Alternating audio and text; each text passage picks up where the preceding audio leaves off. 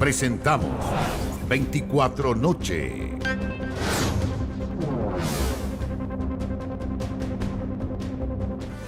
Hola, ¿cómo están? Les damos la bienvenida a esta edición de 24 Noche, 1 de la mañana en punto. Comenzamos con política. El gobierno confirmó que vía vuelos comerciales se concretaron 4 expulsiones de migrantes irregulares y que otras 4 están en espera debido a que fueron aceptados recursos judiciales. También hubo críticas de miembros del socialismo democrático a la ministra Camila Vallejo por cómo ejerce la vocería cuando debe enfrentar temas complejos. ¿Qué pasó? ¿Se cumplió el plazo? ¿Fueron liberados o fueron expulsados vía vuelo comercial? Las expulsiones administrativas, como les digo, están a la espera de poder reagendar los vuelos. La pregunta apuntó al estado de 12 migrantes venezolanos que por vía administrativa debían ser expulsados en esta jornada. Los mismos que no pudieron salir del país el pasado jueves cuando desde Venezuela no hubo autorización. ¿Todavía no salen? ¿Se cumplió el plazo? ¿Todavía no salen? Efectivamente. Es que hoy día el subsecretario Manuel Monsalve dijo que sí habían salido del país. Respuesta que evidenció la descoordinación que a esa hora se producía porque una hora antes en Mega, el subsecretario del Interior confirmó los vuelos de retorno. La vocera de gobierno debió comunicarse con el Servicio Nacional de Migraciones para aclarar 10 minutos después el estado de quienes debían ser expulsados. 2 ya se pudieron concretar a través de vuelos comerciales. 4, y estaban pendientes otras 4 porque pusieron recurso de amparo y la Corte determinó no innovar. La llamada crisis de seguridad sigue complicando a la moneda. Hay descoordinación. Pero ella dijo que no habían expulsiones y usted una hora antes había dicho que sí. A la supuesta distancia y descoordinación que el tema ha provocado entre la ministra Toa y el subsecretario del Interior, se suman las críticas de miembros del socialismo democrático a Camila Vallejo por la forma en que supuestamente evade los temas complejos, quedando estos en manos de otros ministros como Carolina Toa. Ricardo Lagos Weber expresó el cuestionamiento este domingo y este lunes fue respaldado por otros miembros del sector.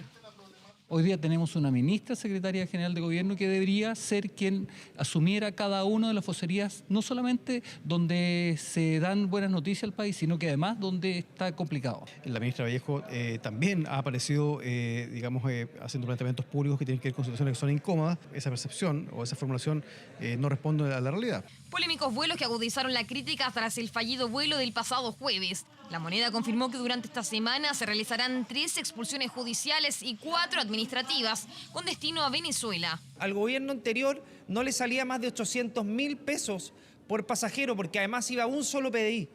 Si tú sacas de a uno, no solamente te demoras más, sino que además pagas 3 veces más. Las expulsiones judiciales se han ido concretando, ¿no? Pero en las administrativas donde tenemos que poner mucho más pie en el acelerador a propósito de la necesidad de ordenar la casa.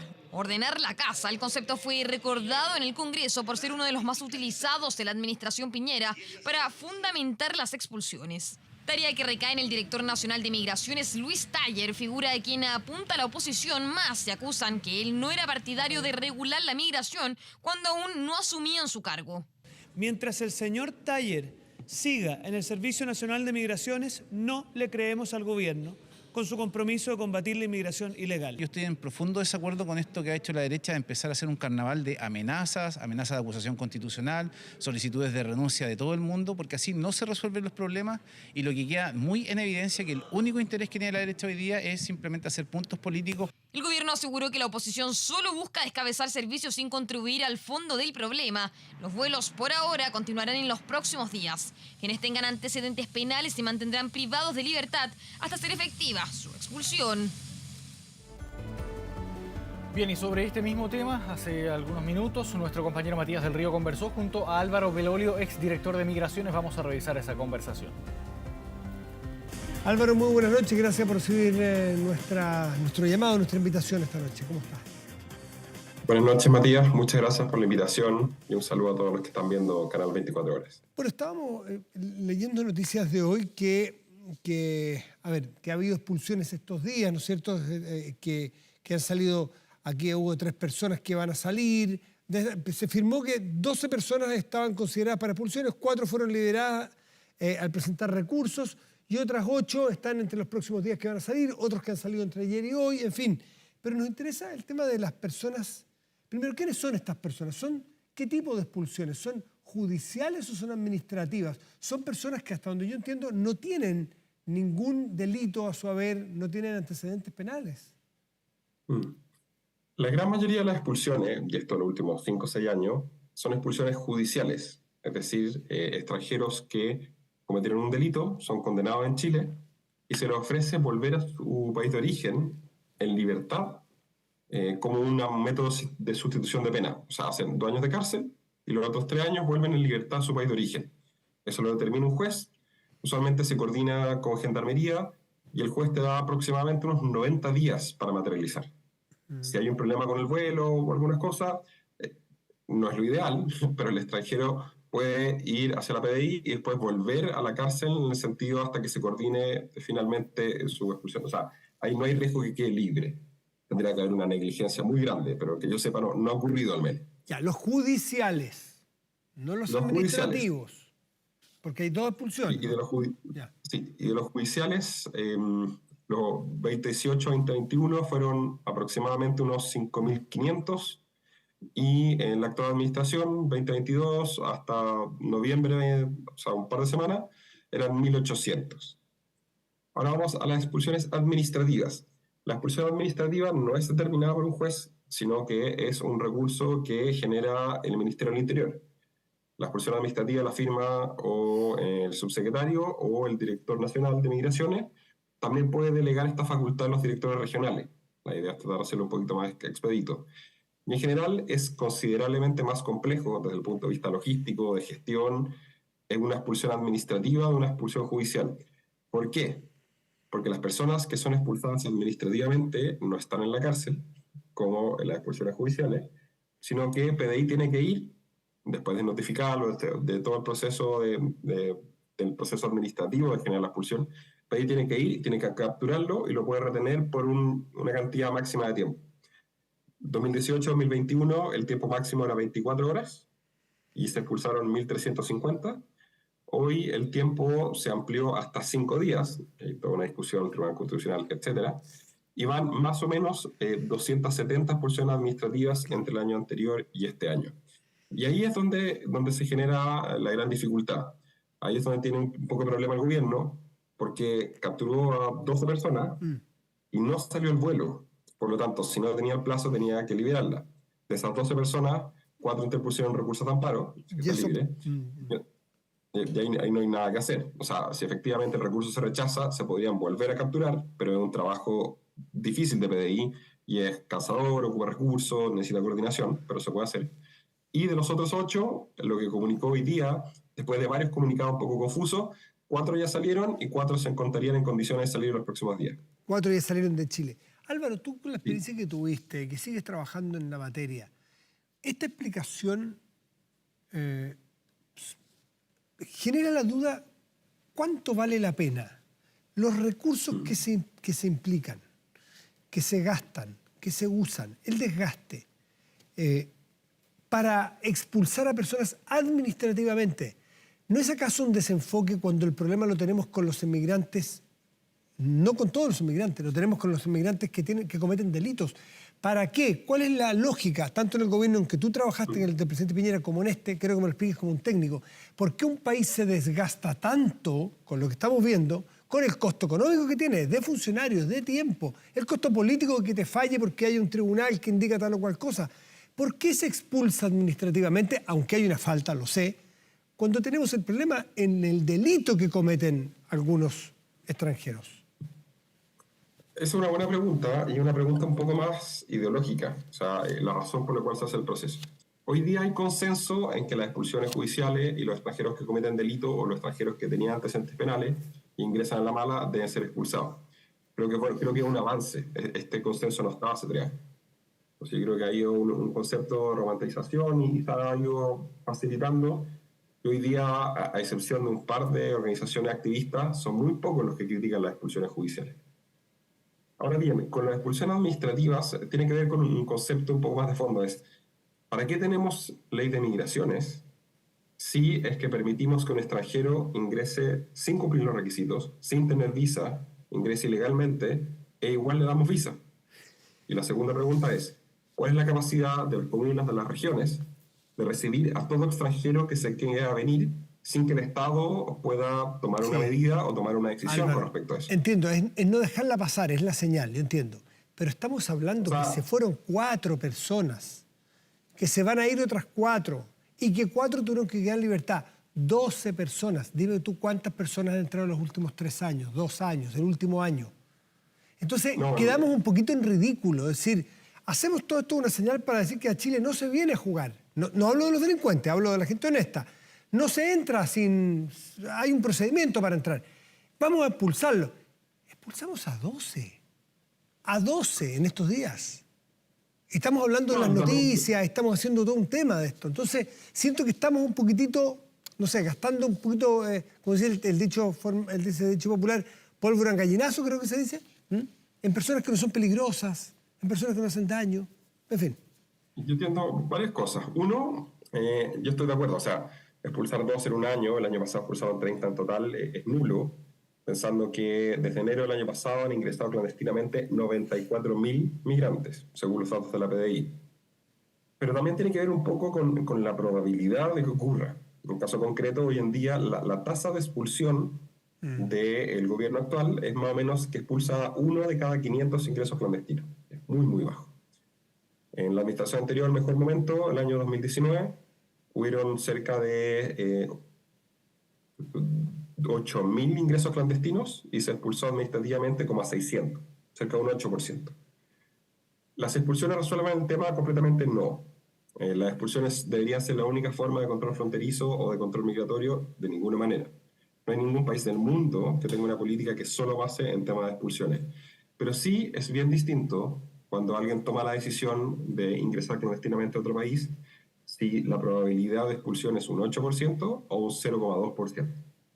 Porque al final lo que pasa hoy en día es que está la sensación, y nosotros lo medimos y nos dicen eso, está la sensación de que ingresar clandestinamente no tiene sanción. Sí, Álvaro, pero... Yo estoy de acuerdo que esto debería ser otras condiciones. O sea, yo creo que deberían ser 3 líneas mucho más efectivas, mucho más rápidas, más de corto plazo y mucho más costo efectivas.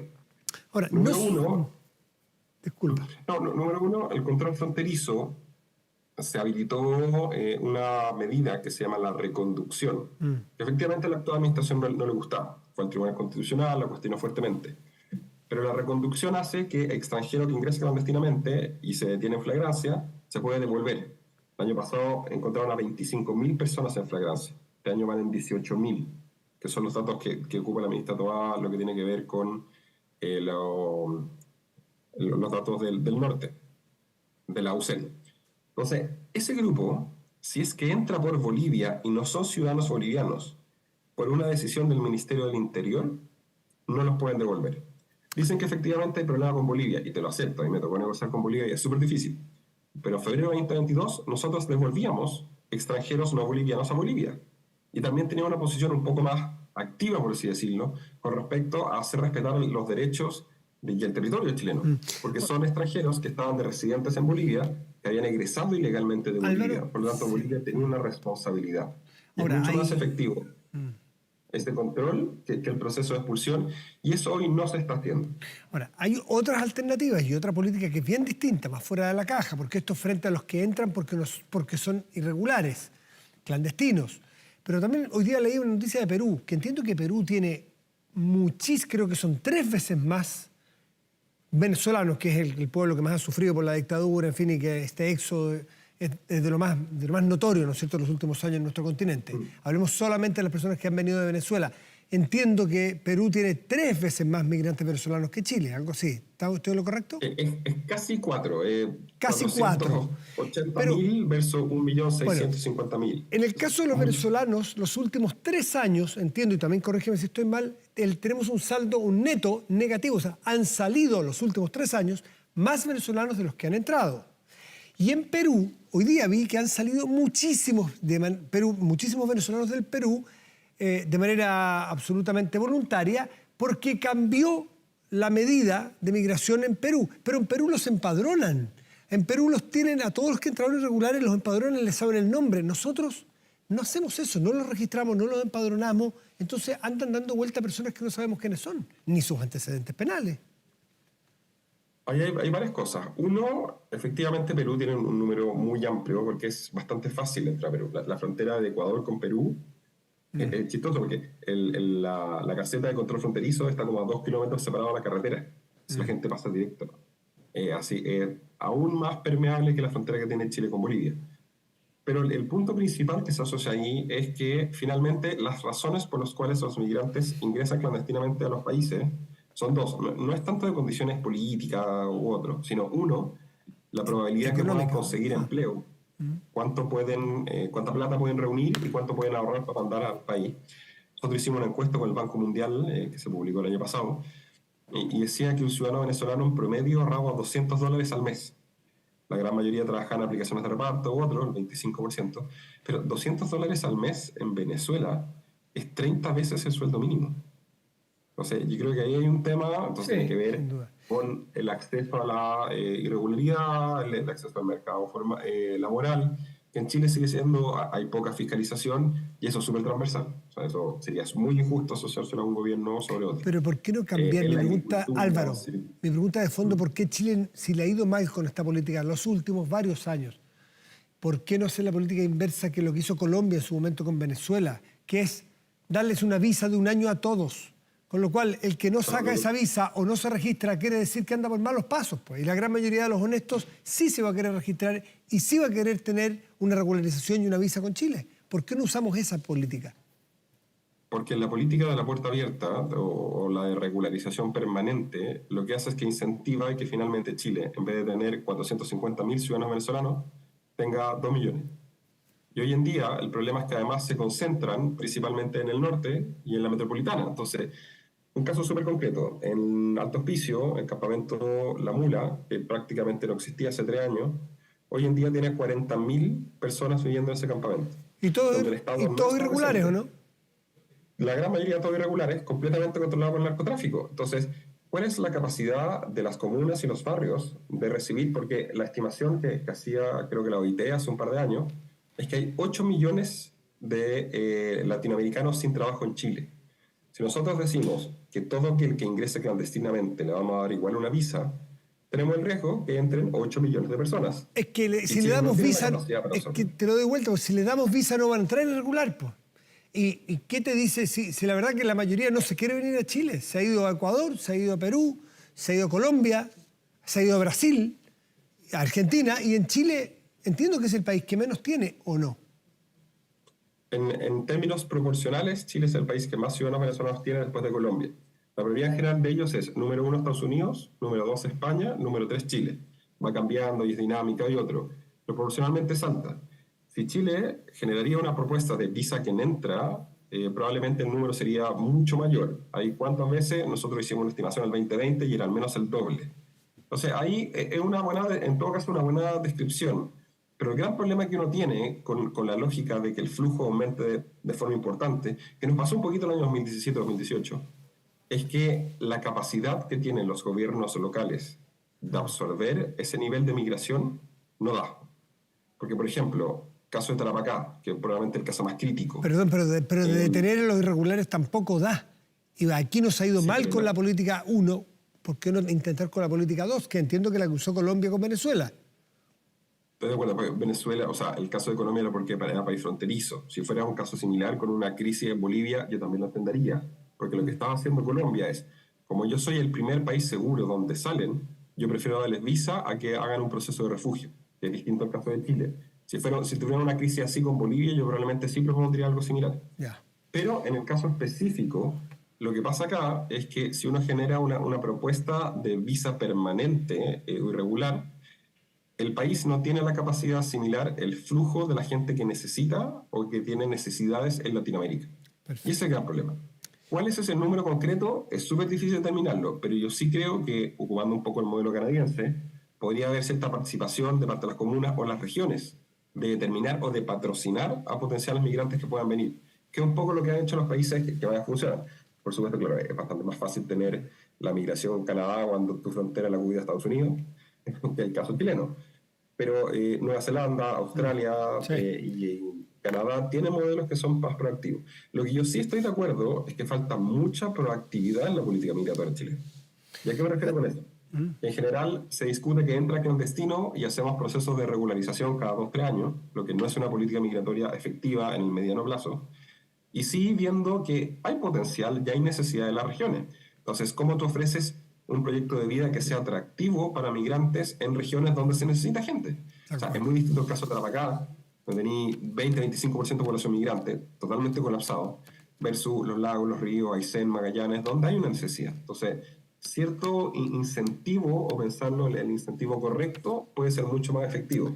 Y en eso estoy de acuerdo. Y en términos de flujo, ahí es bien, yo creo que ese caso es comparable. Chile tuvo un momento en donde prácticamente no ponía requisitos y les daba visa a todos, que fue, yo diría, segundo semestre de 2016 hasta finales del 2018, que fue lo que llamamos el turismo laboral.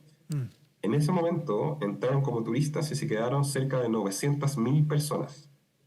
Y los ingresos clandestinos que tenemos en los momentos más álgidos en Chile, o sea, 2021, 22, 23, según la PDI suman 170.000. Perfecto. O sea, sigue siendo un 30% del flujo completo del turismo laboral. Un proceso más moderado, por ejemplo, nosotros siempre incentivamos mucho la importancia de la visa trabajador de temporada.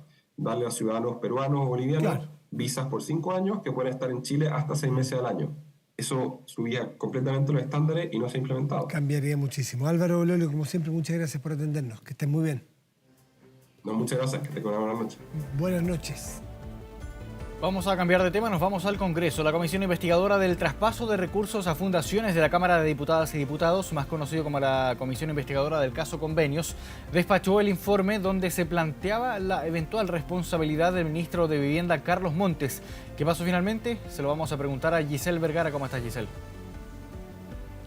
Así es, porque después de más de 3 meses, la Comisión Investigadora por Caso Convenios votó las conclusiones de esta instancia. Un informe con 8 votos a favor y 5 en contra fue emanado de esta instancia, que hablaba de varios temas que tienen que ver, por ejemplo, con las voluntades del gobierno de participar de esta comisión, específicamente de la citación al jefe de asesores de la moneda, Miguel Crispi, quien en 2 sesiones, 2 instancias, no participó y que luego de un informe emanado de Contraloría finalmente deciden desde el gobierno que participe de esta comisión investigadora. Se habla también de falencias en mecanismos que permitan controlar y fiscalizar las transferencias de fondos del Estado a instituciones privadas, por ejemplo. Pero uno de los temas más importantes que buscaba esta comisión era sindicar de responsabilidades o no al ministro de Vivienda, Carlos Montes, todo en el marco de esta investigación del caso Convenios. El informe original que se había emanado de esta comisión señala de manera textual que fiscalizar o ejercer correctamente la dirección de formas como se gestionaba. Existía una omisión constitutiva de negligencia inexcusable por parte del ministro. Las conversaciones, los acuerdos al interior de esta comisión finalmente desprenden de un nuevo informe de 21 páginas que en el caso del ministro de Vivienda señala lo siguiente, que la omisión constitutiva de reprochable inobservancia deriva a la imposibilidad de satisfacer necesidades impostergables de los ciudadanos en el marco de su rol de fiscalizador o ejercer directamente la dirección del ministerio. Pasemos a revisar de inmediato declaraciones de parlamentarios que participaron de esta comisión investigadora acá en el Congreso Nacional. Y ha actuado con sentido común. Ese sentido que todo el mundo tiene, ese sentido que hace pensar que efectivamente aquí se robó plata, que aquí hubo corrupción, que aquí las palabras caiga quien caiga se hicieron valer. Independiente del blindaje que se le pudo hacer por parte del gobierno a algunos, se votó a favor. Siempre dijimos que esta comisión venía mal, porque no se estaba tratando de investigar realmente lo que sucedió con respecto a los casos Convenios, sino más bien era un ensañamiento tanto personal como político. Este informe es aberrante, más aberrante aún debiese ser una acusación constitucional que se base en estos argumentos. Comisión investigadora, como les decía, que llegó a su fin durante la jornada de este lunes acá en el Congreso Nacional. Las conclusiones, las recomendaciones, las sugerencias se desprenden también de este informe que solicita en una de ellas que la Sala de la Cámara de Diputados pueda solicitar enviar al Ministerio Público los antecedentes que se desprenden de esta comisión investigadora, que también durante las próximas semanas podría tener su revisión de los informes en la sala de la Cámara de Diputados. Gracias, Giselle, por este contacto desde el Congreso ahí en Valparaíso. Que estés bien.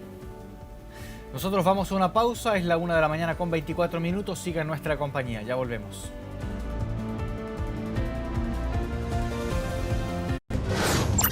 Ya volvemos con 24 Noche. Estamos viendo 24 Noche. 1 de la mañana con 31 minutos, estamos de regreso en 24 Noche. Vamos ahora a las calles de Santiago. Jan Yaquetti tiene las noticias policiales de esta madrugada. ¿Cómo estás, Jan? Buenas noches.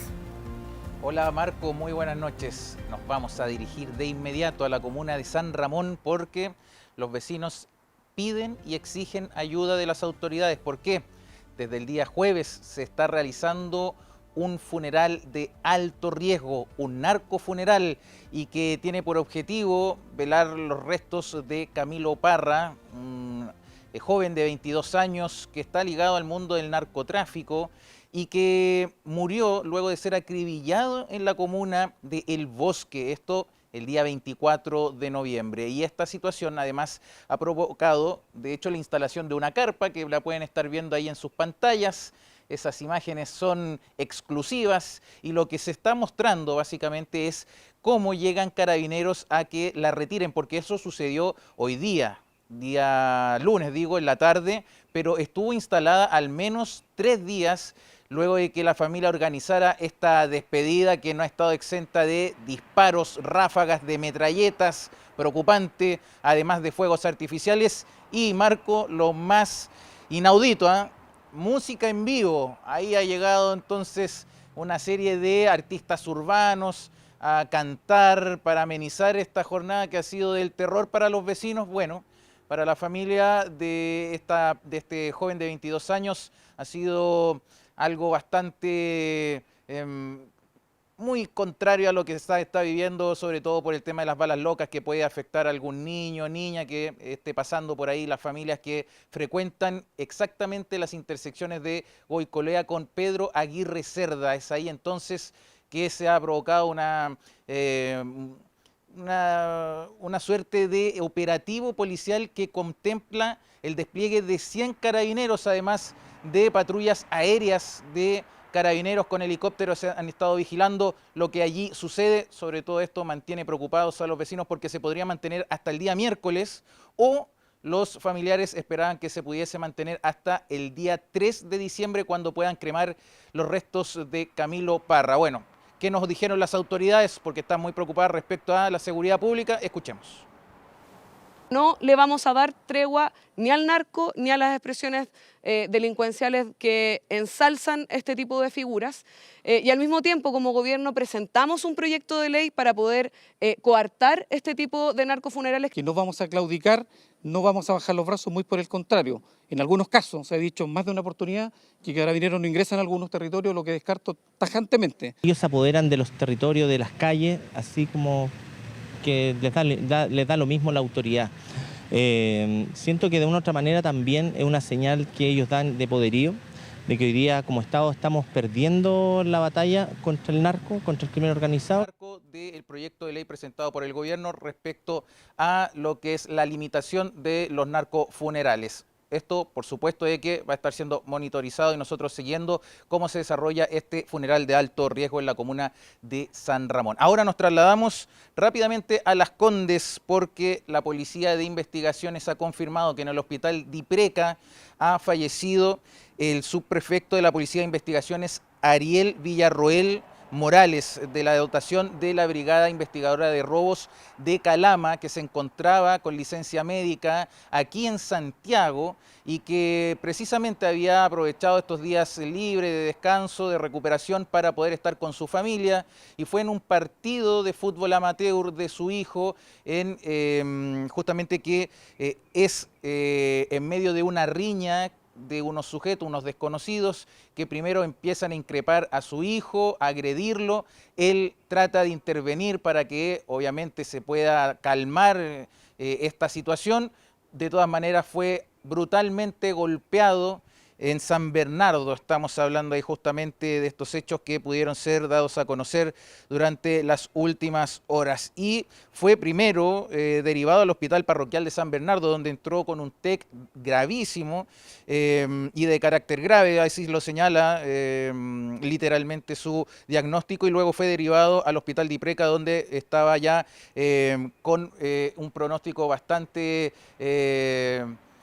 muerte cerebral. La verdad es que era muy difícil revertir esta situación y ya se confirmó durante las últimas horas que ha fallecido, una situación que enluta a la institución de la Policía de Investigaciones. De hecho, hay un Twitter en donde señalan que se informa el sensible fallecimiento del subprefecto Ariel Villarroel Morales, de la dotación de la Brigada Investigadora de Robos de Calama. Como institución lamentamos esta irreparable pérdida y enviamos las más profundas condolencias a su familia, amigos y colegas, señalan en esta publicación en redes sociales, en ex Twitter. Escuchemos también, hay algunas impresiones que se han podido ir captando durante las últimas jornadas. Sabíamos que la familia ya se encuentra al tanto de esta situación y por supuesto nosotros seguiremos muy atentos al desarrollo de esta noticia que próximamente pudiese tener algún tipo de novedad sobre el funeral. Marco.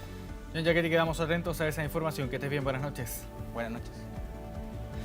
Si un joven de 16 años se involucra en un homicidio o un secuestro, ¿debe judicialmente ser tratado como un adulto? Esta pregunta se convirtió en proyecto y en medio de la crisis de seguridad sumó partidarios y detractores en el Congreso. Su autor aseguró que es una medida extraordinaria para un periodo extraordinario. Sin embargo, la iniciativa generó reparos en el gobierno.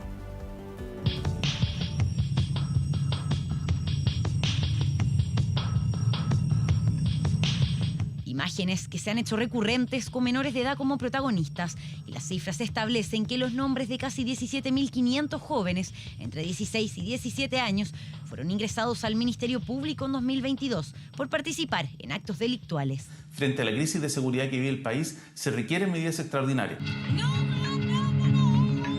Y la medida extraordinaria que propone el senador Araya es modificar la Ley de Responsabilidad Penal Adolescente para que jóvenes entre 16 y 17 años que cometan ciertos delitos graves cumplan su condena con cárcel efectiva. Por ejemplo, si se involucran homicidios, secuestros y los denominados portonazos. El gobierno mira con distancia la iniciativa. El senador Araya está reabriendo una discusión que el Congreso cerró en enero de este año. Y que el propósito central que uno tiene para abordar el caso de jóvenes infractores de ley es cortar con carreras delictivas. Y por eso la apuesta en reinserción, de hecho, es muy significativa. Este tema no se discutió en la modificación legal que él señala. La gran reforma que se hizo a la RPA en el verano dice relación con ir terminando con el Sename para pasar a un sistema de reinserción juvenil distinto a lo que era el Sename. En el Congreso la idea generó debate e incluso algunos ya le han prestado apoyo. Yo creo que estamos en un momento donde se puede analizar aquello seria y responsablemente sin chacrear un debate como ese, y yo estoy por apoyarlo. Hacer cumplir a menores de edad con adultos creo que aumenta la posibilidad de que el compromiso delictivo aumente. Si bien es relevante el proceso de reinserción y rehabilitación de los jóvenes, también es relevante tener una pena acorde al delito cometido. En el ámbito internacional, en Estados Unidos y Canadá se han implementado traspasos del sistema juvenil al sistema adulto. Ideas similares se han escuchado en el Congreso en el pasado y estas no han avanzado. La crisis de seguridad, sin embargo, ha reabierto el debate. Vamos a cambiar de tema. El presidente Gabriel Boric inauguró este lunes la nueva extensión de la línea 2 del Metro de Santiago, el recorrido que va a beneficiar a más de 600.000 personas de la zona sur de la región metropolitana. A las 2 de la tarde se abrieron las puertas de las nuevas 4 estaciones que conectan ahora a las comunas de El Bosque y San Bernardo con el centro de Santiago en tan solo 27 minutos, lo que implica una reducción del 32% de tiempo de traslado respecto a lo que tarda actualmente, cerca de 40 minutos. Las nuevas estaciones son El Bosque, Observatorio, Cópalo Martínez y Hospital El Pino. El presidente Boric encabezó la inauguración de esta extensión que cuenta con 5,4 kilómetros de trayecto y señaló que este proyecto no es obra de un solo gobierno, sino que es una política de Estado.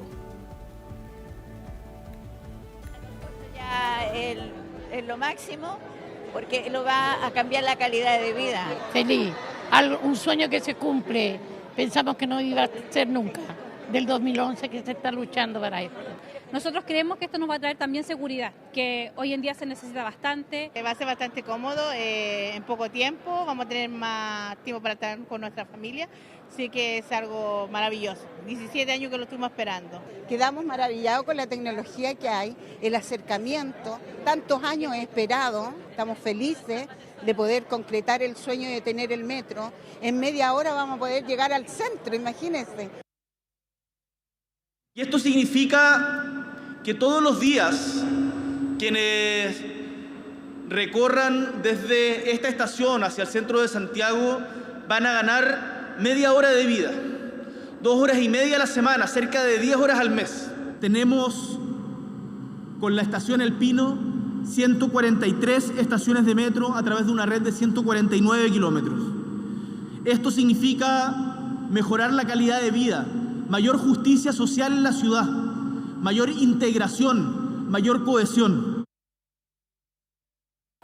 La verdad que quiero compartir la alegría y el orgullo que hoy día se siente ser sanbernardino, porque es un día histórico. Por primera vez llega el metro a San Bernardo y lo hace en una perspectiva de justicia social, a un sector que para cualquier vecino llegar al centro cívico de nuestra ciudad significaba 1 hora y media de traslado, que hoy lo podrá hacer en 30 minutos. Hoy es un gran día, un día de fiesta, porque estamos inaugurando estas 4 estaciones que llegan hasta Hospital El Pino.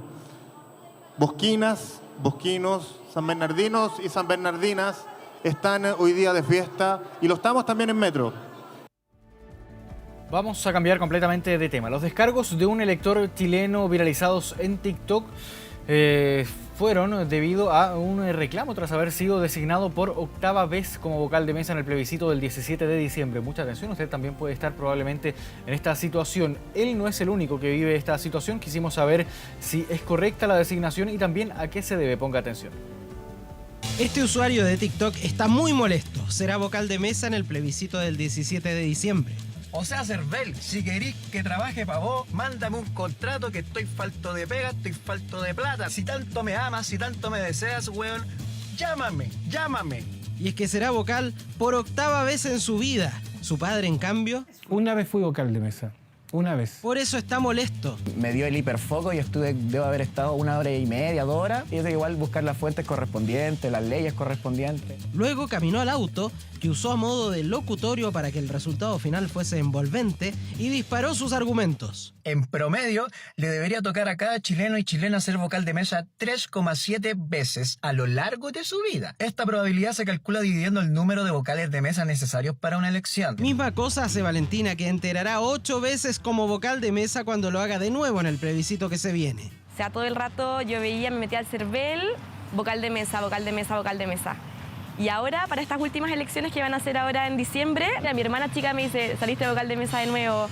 Ya es como un chiste de mis amigos y de la familia. Ocurre que el Cervel está a cargo de todo, pero delega responsabilidades en las juntas electorales de todo el país. Hay una en cada provincia. Están compuestas por conservadores de bienes raíces, notarios, defensores públicos y fiscales de las Cortes de Apelaciones. Y son estas juntas electorales las que designan a los vocales de mesa. Primero, y para cada mesa, escogen 30 nombres que respondan a ciertas características. En algunos casos está la profesión de las personas.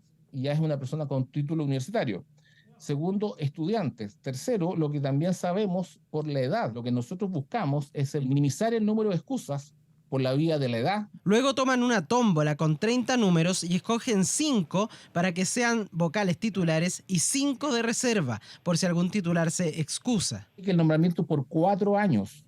Independiente del número de elecciones que hay en 4 años. Y obviamente los últimos vocales han sido aquellos que han tenido todo este proceso plebiscitario, que ha habido una serie de consultas, o sea, han tenido que ir a más de una elección en forma obligatoria. Y la gracia está en que el sistema tiene prebloqueados todas aquellas personas que han ejercido el cargo de vocal por más de 4 años. Y los vocales perduran 4 años en esa labor, lo que usualmente corresponde a 3 o 4 procesos electorales. No obstante, esta generación de vocales enfrentó el proceso constituyente con muchos plebiscitos y elecciones, lo que multiplicó la cantidad de procesos que les correspondieron en el curso de estos 4 años. ¿Tú tienes pareja? ¿Estás en una relación? Sí, tengo pareja. ¿Lo conociste ahí? ¿Era un votante? No.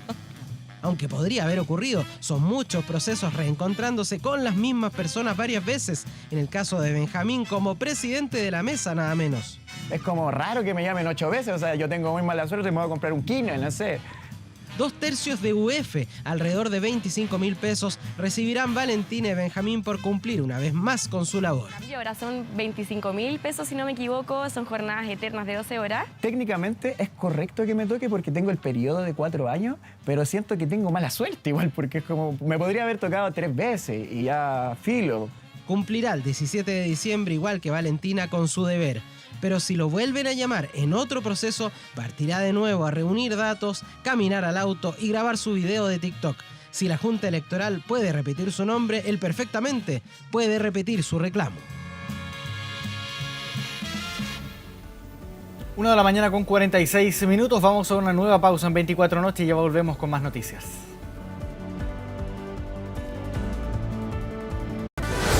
Ya volvemos con 24 Noche. Estamos viendo 24 Noche.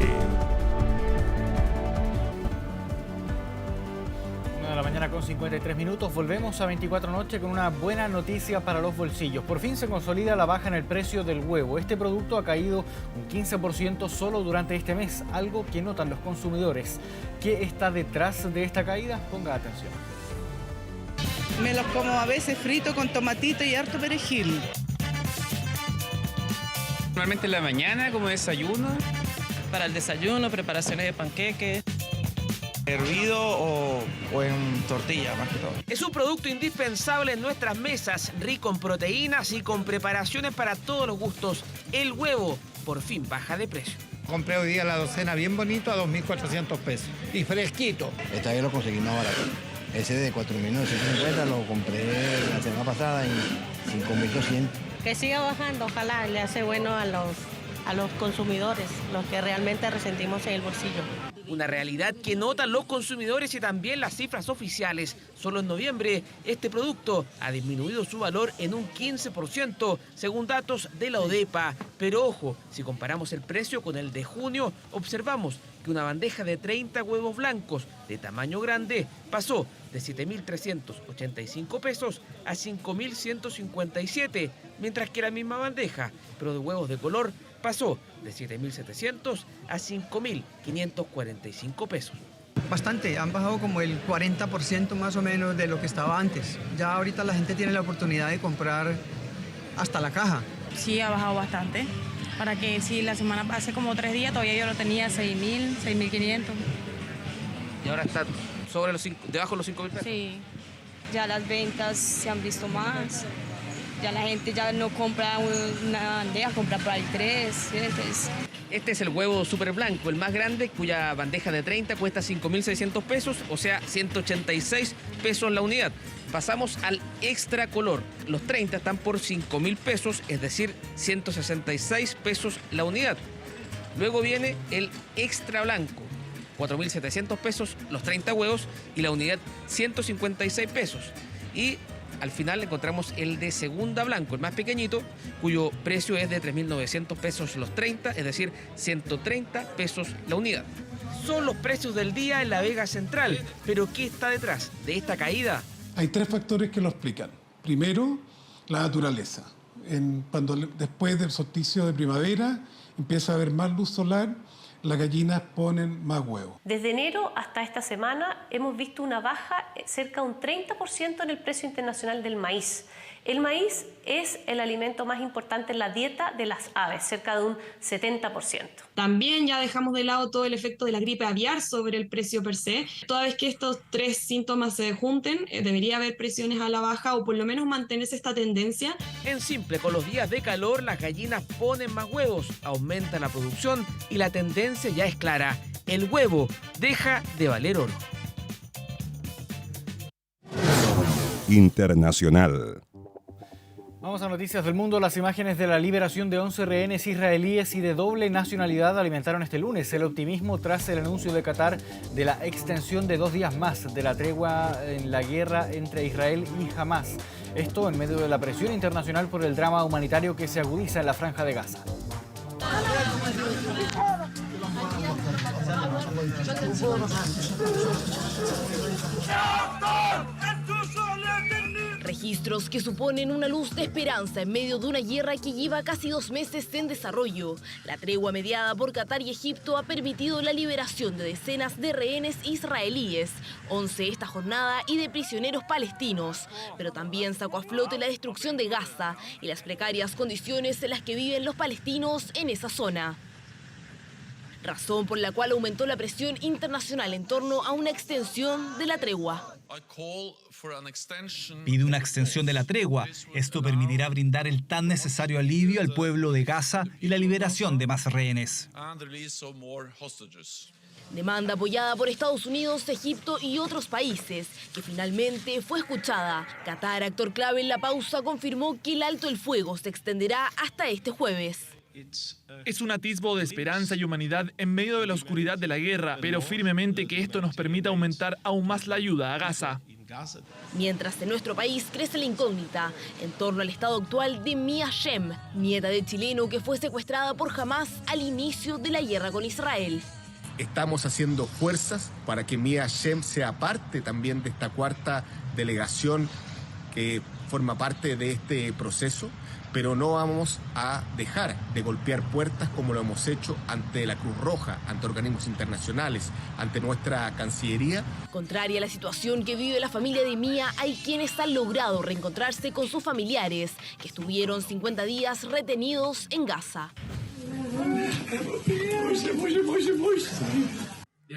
Ayer finalmente recuperamos a Emily de las manos de los terroristas de Gaza. Ha perdido mucho peso en la cara y el cuerpo, pero en general está mejor de lo que pensábamos.